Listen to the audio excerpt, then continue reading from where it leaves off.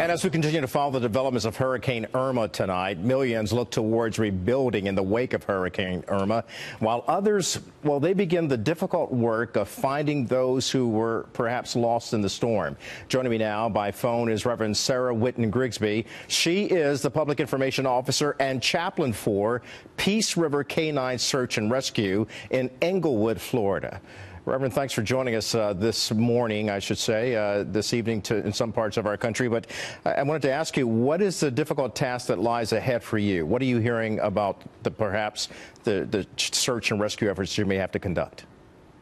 Okay, so, you know, safety first always. And so Peace River Canine Search and Rescue will be waiting until daybreak to start search efforts. And in some ways, although the storm has been incredibly intense, it hasn't been quite as bad as we thought in Charlotte County, which is the southern part of Englewood. Englewood is actually in two counties, Sarasota on the north end and Charlotte on the south.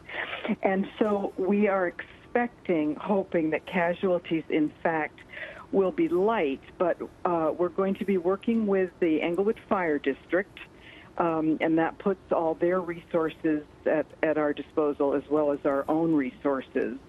And we will be obviously checking for injured people and checking flooded areas for survivors.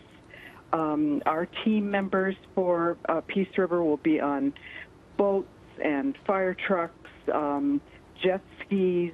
We have sonar we can use. And, of course, we have dogs who are trained for water rescue. So you have a lot of tools at your disposal.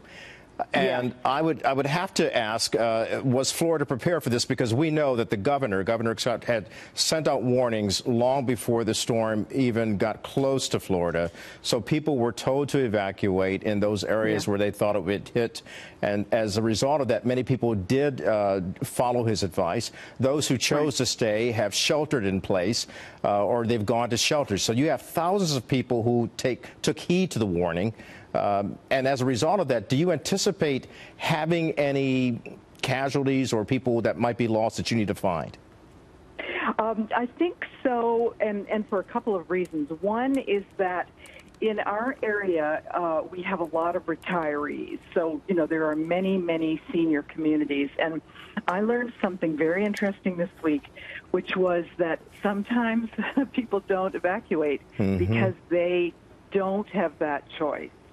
I was talking to a woman in the checkout line at the supermarket a couple of days ago, and I said, "Are you going to evacuate?" And she just shrugged her shoulders and said, "Where would I go?" Oh, my. And then I spoke to a woman at the pet store and asked her if she was evacuating, and she said, "Well, we can't evacuate. We have 30 animals." So, you know, sometimes there are people who don't have a choice.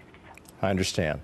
Well, thank you so much, and I know the arduous task lies before you, and of course, you're waiting for daybreak so you can see exactly how you will handle this. Reverend Sarah Whitten-Grigsby, Public Information Officer and Chaplain for Peace River Canine Search and Rescue. We thank you for joining us and shedding some lights and insight in terms of what you'll have to do when all of this fog lifts from the storm, a monster storm.